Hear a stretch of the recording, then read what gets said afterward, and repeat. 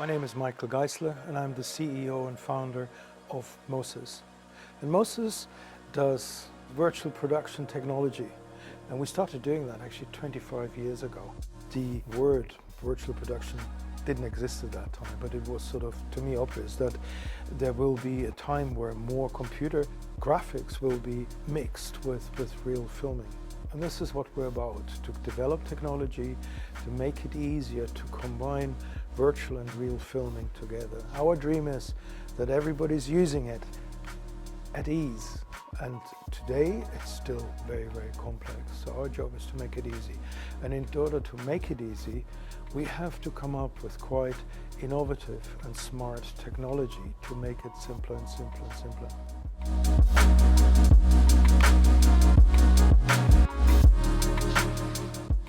Virtual production is when you film with digital backgrounds. There's also virtual production where everything is just happening in a computer, but for us virtual production is, some other people call it mixed reality filming. So when you actually have real actors and a digital background. And those digital backgrounds can be done with green or blue screen, or the latest technology is LED walls, which is a massive tally. But you have the advantage that, for example, in your skin, the reflections is not green, is actually part of the real scene. So it's much easier to sort of embed somebody into and make it believable.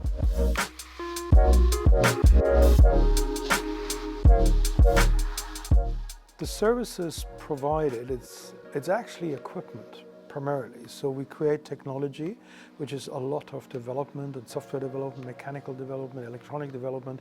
So we have products, we have solutions that others use for virtual production. We also get involved in some on-set projects, but that is less. But it's more for us to understand what our customers are doing with the technology so we can see what's the next step, where we do have to go, what do we need to do.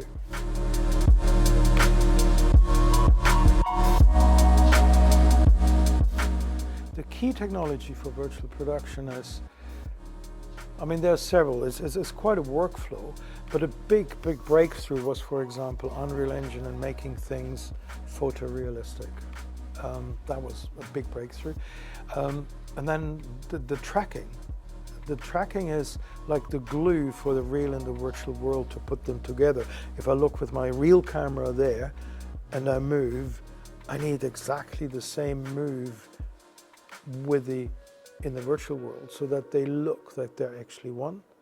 And that needs to be so precise. And you have also distortions in the lenses. They have to be captured and everything simulated in the virtual world that you don't see a difference between the real and the virtual world, even when you move the camera. So that is the key element of virtual production. Now there is another interesting one. There was another bottleneck that has just opened up lately, actually, the end of last year. And that was creating content for the Unreal Engine to make things look photorealistic is still a challenge, to make it really, really convincing. And we just had a technology now coming, which is called Gaussian Splat, got a weird name, but it allows you just with your phone to scan an area and bang, within an hour, you can actually film in front of an LED wall or a green screen. And it's just all completely realistic. And that's a big breakthrough. And I think this is what the industry was waiting for and what was holding things back. So it's not what are the key elements. So these were three key elements: the software, the capture of an environment, and the tracking to make the worlds join up.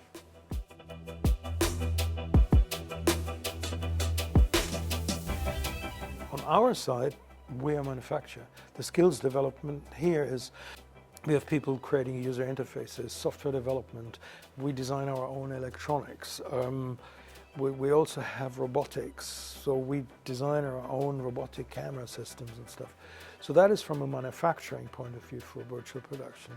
But the skills required for virtual production itself, I see them splitting into two. So you have the technical, which is like an on-set technician for virtual production. This is somebody who understands the Unreal Engine, the tracking and how things come together, lens calibration to make things look real. And then you have the other side, which is the artistic, the people that create the 3D environments and worlds.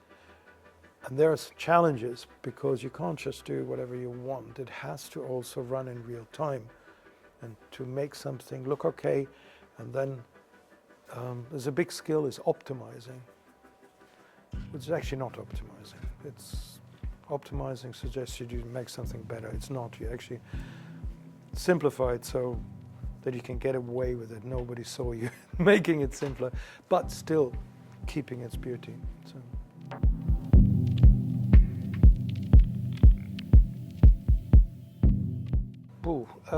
I mean, of course, they are directly related to virtual production, which is the virtual production technician on set, and then you have the virtual production content creators. But there's more than that actually, because virtual production touches pretty much all the jobs. Virtual production, especially if you use LED walls, now require much more pre-production, so that you work out everything beforehand, before you go on set, which by the way makes filming much more efficient as well. But so not suddenly, it's not a new role because it's the post people suddenly looking into pre-production. But that's an interesting shift now as well. So you basically simulate your entire film before you actually film it.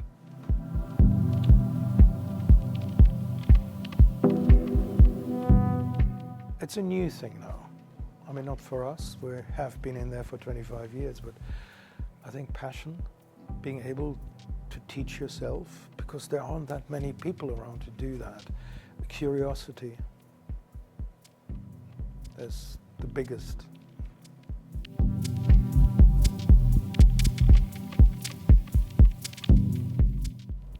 Just get involved. Anywhere, be curious, try it out, get involved in some project. But also for the ones that may be interested to get involved at Mo-Sys, I want to explain that. So we are manufactured. So, and if you look it up in market research reports, pretty much all of them mention Mo-Sys as the industry driver in the technology. But that means that we do a lot of mechanical developments, we build robots, we design our own electronics. There's a lot of software development happening. And we have about 60 patents and patent applications. It's constantly trying new things, constantly thinking of what is the next step? How can we make this easier or better? And we do a lot of stuff wrong as well. So we try things and then they fail and then we try something else. There's a lot of trial and error.